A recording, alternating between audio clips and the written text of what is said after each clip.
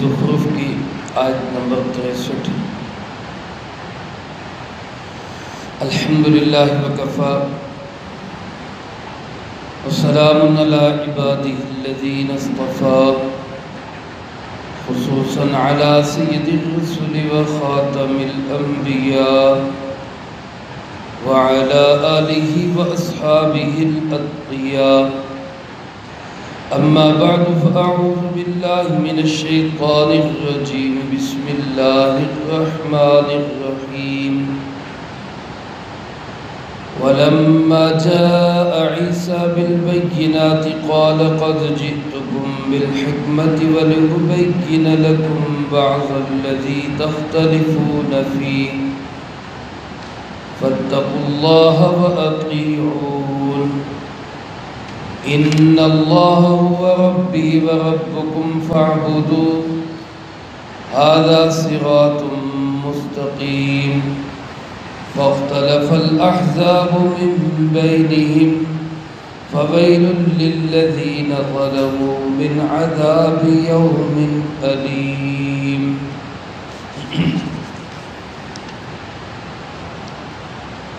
ولما جاء عيسى بالبينات، جب حضرت عیسیٰ علیہ السلام لے کر آئے واضح دلائل، قال قد جئتکم بالحکمہ، فرمایا کہ میں لے کر آیا ہوں تمہارے پاس حکمت اور دانائی کو، وَلِأُبَيِّنَ لَكُمْ، اور تاکہ میں بیان کروں تمہارے سامنے، بعض الذی تختلفون فیہ، کچھ وہ چیزیں جن میں تم اختلاف کرتے ہو، فاتقوا اللہ وأطیعون، بس اللہ ہی سے ڈرو اور میری اطاعت کرو۔ ان اللہ هو ربی وربکم، کوئی شک نہیں کہ وہی اللہ میرا بھی پروردگار ہے، تمہارا بھی پروردگار ہے۔ فاعبدوہ، سو اسی ہی کی عبادت کرو۔ ھذا صراط مستقیم، یہی سیدھا راستہ ہے۔ فاختلف الاحزاب من بینہم، بس اختلاف کیا کچھ گروہوں نے ان کے درمیان میں سے۔ فویل للذین ظلموا، بس تباہی ہے ان لوگوں کے لیے جنہوں نے ظلم کیا، من عذاب علیم، دردناک عذاب سے۔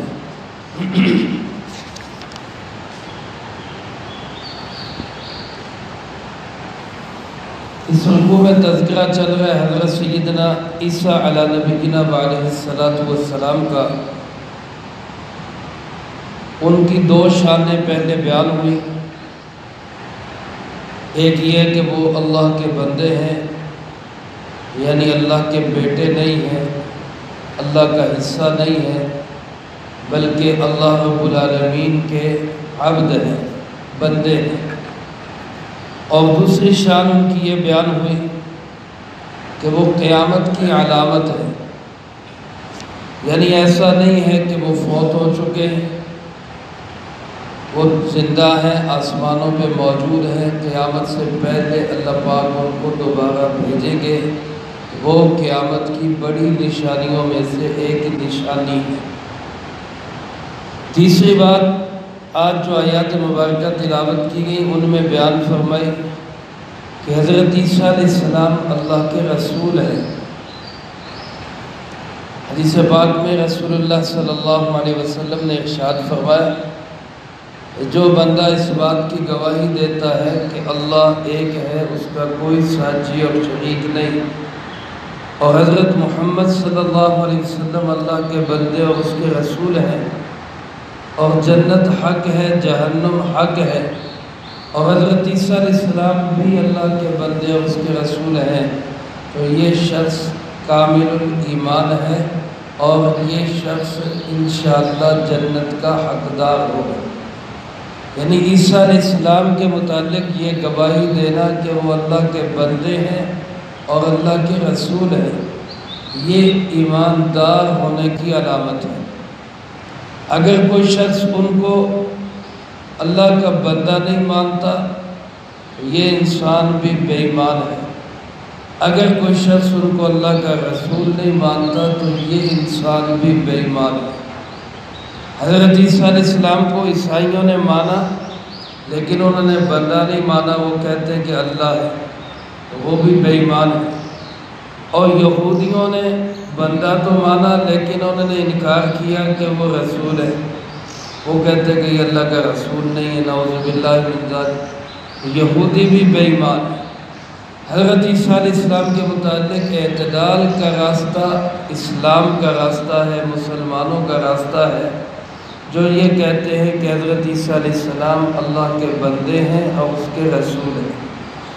اللہ رب العالمین ارشاد فرماتے ہیں وَلَمَّا جَاءَ عِيسَىٰ بِالْبَيِّنَاتِ، حضرت عیسیٰ علیہ السلام اپنی قوم کے پاس واضح دلائل لے کر آئے، یعنی نبی اور رسول بن کے آئے، نشانیاں لے کے آئے، دلائل لے کے آئے۔ اللہ کا ہر نبی دلائل اور معجزات سے مزین ہو کے آتا ہے۔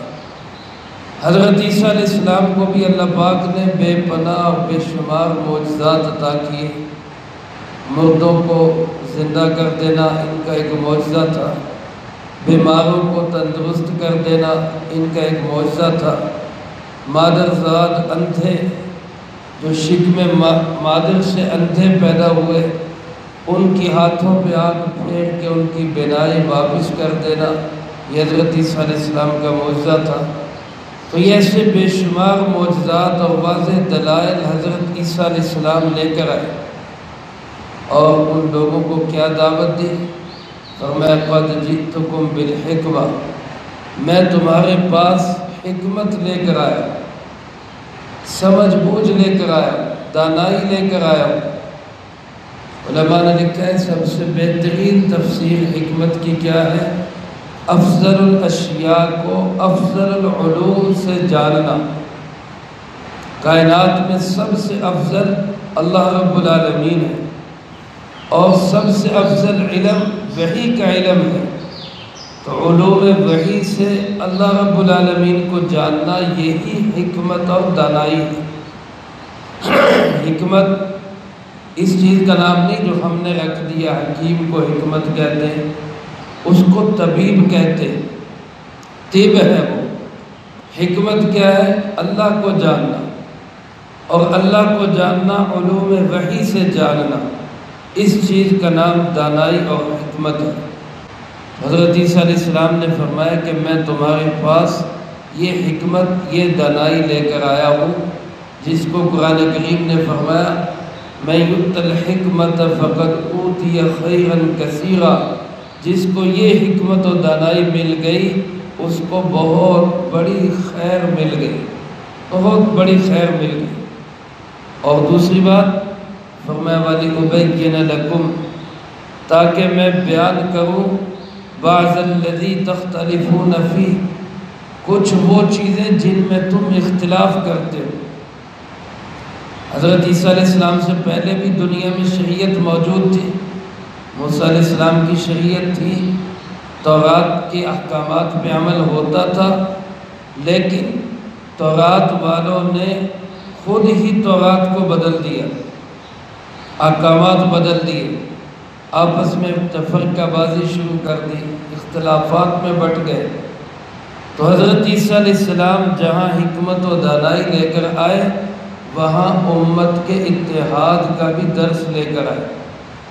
اختلافی چیزوں میں جو حقیقت ہے اس کو میں کھول کے بیان کروں، یہ سچائی ہے اور یہ غلط ہے، یہ صحیح ہے یہ غلط ہے، یہ حق ہے یہ باطل۔ اللہ کا نبی آ کر حق و باطل کو نکھیڑ کر بتا دیتا ہے، یہ صحیح ہے اور یہ غلط ہے۔ اور یہی اللہ کے نبیوں کے ورثاء علماء کا کام ہونا چاہیے کہ وہ اختلافی مسائل میں بجائے لڑائیوں کے جھگڑوں کے جو اتفاقی بات ہے اس کی طرف لوگوں کو لے کر آئے۔ حضرت عیسیٰ علیہ السلام نے بھی کہا کہ میں ان کچھ چیزوں کو بیان کرنا چاہتا ہوں جن میں تم اختلاف میں پڑ گئے۔ لیکن یہ سوال یہ ہے کہ لفظ بعض فرمایا، کچھ چیزیں، ساری نہیں فرمایا۔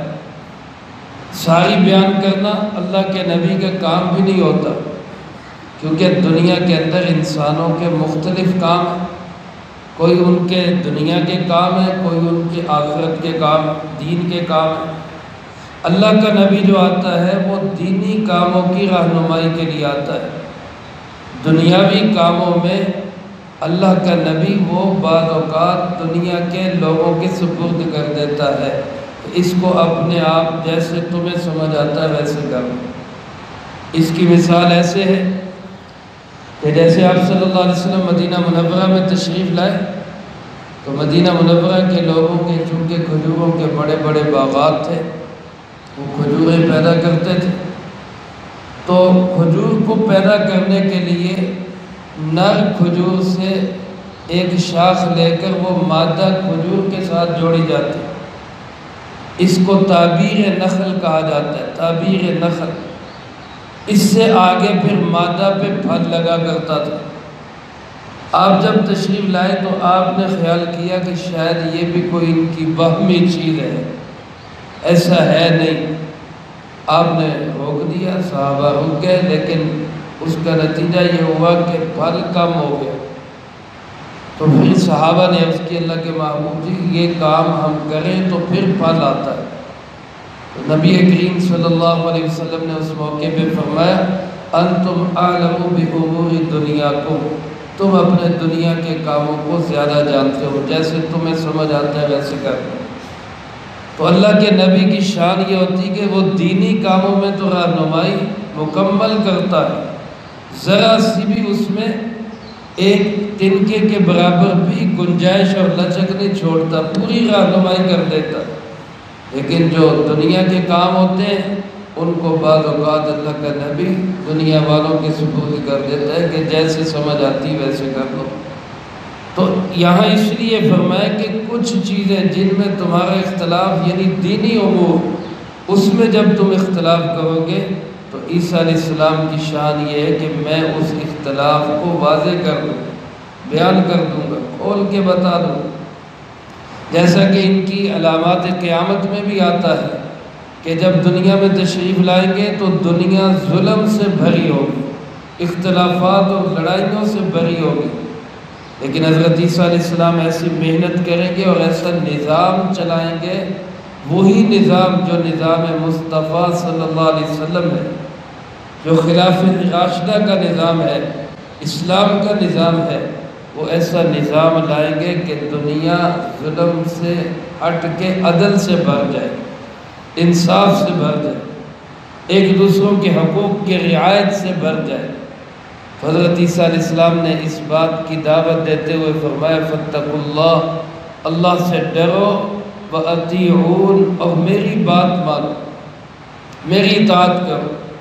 اللہ کا نبی صرف ڈاکیہ نہیں ہوتا، نعوذ باللہ من ذالک، جیسا کہ بعض لوگ کہہ دیتے ہیں جی بس نبی کے کام پیغام پہنچانا ہے اور اس کے بعد صرف بات اللہ کی مانی جائے گی، ایسی بات نہیں۔ اللہ کا نبی باقاعدہ اتھارٹی ہوتا ہے، ایک حیثیت ہوتی ہے اس کو، اللہ کا ڈر اور خوف بھی پیدا کرنا ہوتا ہے اور نبی کی اطاعت بھی ضروری ہوتی ہے۔ لہذا فرمایا اللہ سے ڈرو اور میری اطاعت کرو۔ اور اللہ کی شان کیا ہے؟ فرمایا ان اللہ هو ربی وربکم، بے شک وہی اللہ، کوئی شک و شبہ کی گنجائش ہی نہیں، وہی اللہ ہے جو میرا بھی رب ہے تمہارا بھی رب ہے۔ یعنی اس میں اشارہ اس طرف کر دیا کہ حضرت عیسیٰ علیہ السلام کو رب نہ سمجھنا، ان کو خدا یا معبود نہ بنا لینا، بلکہ وہ تو خود اللہ رب العالمین کی تربیت میں، ان کی تربیت بھی اللہ نے کی ہے اور انسانوں کے رب بھی اللہ رب العالمین ہے۔ فرمایا وہی اللہ میرا تمہارا سب کا رب ہے، فاعبدوہ، اسی ہی کی عبادت کرو۔ عبادت کے لائق صرف اللہ ہے، سجدوں کے لائق صرف اللہ ہے، جھکنے کے لائق صرف اللہ ہے، نذر و نیاز کے لائق صرف اللہ ہے۔ اس لیے عیسیٰ علیہ السلام کی یا کسی بھی مقدس شخصیت کی عبادت نہیں ہوگی، عبادت صرف اور صرف کس کی ہوگی؟ اللہ رب العالمین کی ہوگی۔ فرمایا ھذا صراط مستقیم، یہی سیدھا راستہ، یہی سیدھا راستہ۔ فرمایا حضرت عیسیٰ علیہ السلام نے تو یہ اتفاق کی دعوت دی، اتحاد کی دعوت دی، ایک ہونے کی دعوت دی، لیکن قوم نے آگے کیا کیا؟ فاختلف الاحزاب من بینہم، قوم کے لوگ ان کے سامنے ہی گروہوں میں تقسیم ہو گئے، فرقوں میں بٹ گئے۔ میرے عزیز دوستو، یہ جو اختلاف اور فرقہ واریت اور آپس میں گروہوں میں تقسیم ہونا، یہ نبی پاک صلی اللہ علیہ وسلم کو سخت ناپسند ہے، سخت ناپسند۔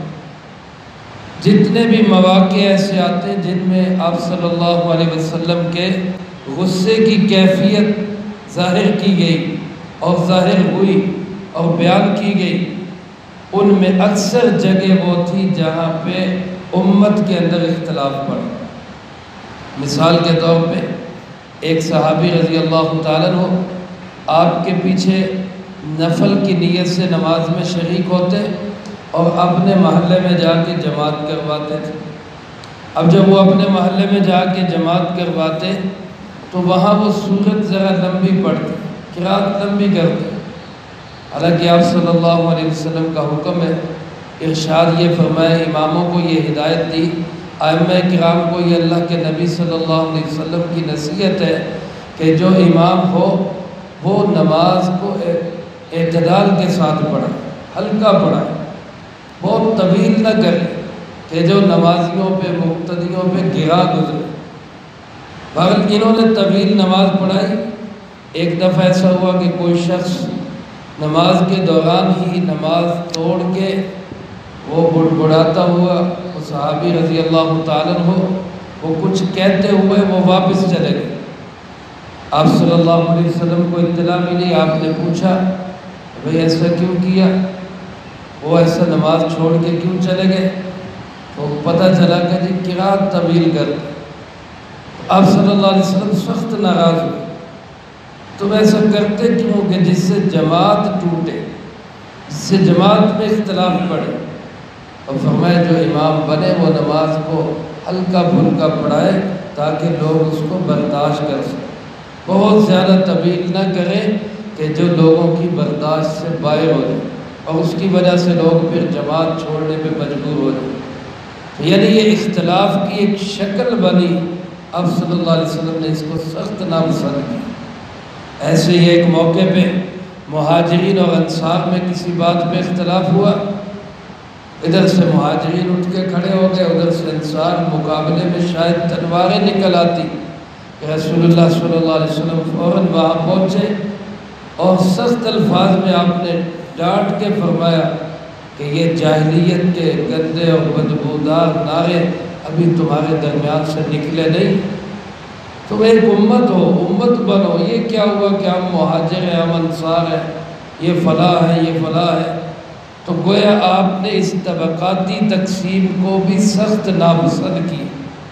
میرے محترم دوستو، تقسیم علاقائی ہو، طبقاتی ہو یا فرقہ وارانہ ہو، جناب نبی پاک صلی اللہ علیہ وسلم کو کوئی بھی پسند نہیں۔ فرمایا عیسیٰ علیہ السلام نے تو اتحاد و اتفاق کی دعوت دی، لوگ فرقوں میں بٹ گئے، اختلافات کا شکار ہو گئے، لیکن اللہ پاک فرماتے ہیں ایسے ظالموں کے لیے ہلاکت، جنہوں نے قوم کو تقسیم کیا، اختلافات میں ڈالا، عقائد و نظریات اسلام کے خلاف گھڑے، اسلام کی اتفاقی تعلیم کو چھوڑ کر اختلافات میں پڑے۔ اللہ فرماتے ہیں فَوَيْلٌ لِّلَّذِينَ ظَلَمُوا، ایسے ظالموں کے لیے ہلاکت، من عذاب یوم علیم، دردناک دن کے عذاب کی، سخت عذاب میں مبتلا ہو گئی ہے۔ اللہ مجھے آپ کو سب کو اختلافات سے محفوظ رکھے، قرآن و سنت کے مطابق اتحاد و اتفاق کی اللہ ہمیں توفیق نصیب فرمائے، جو کہا سنا اس کو زندگی میں لا کے دوسروں تک پہنچانے کی توفیق عطا فرمائے۔ اللہم انت السلام و منک السلام، تبارکت ربنا و تعالیت یا ذی الجلال والاکرام۔ اللهم أعنا على ذكرك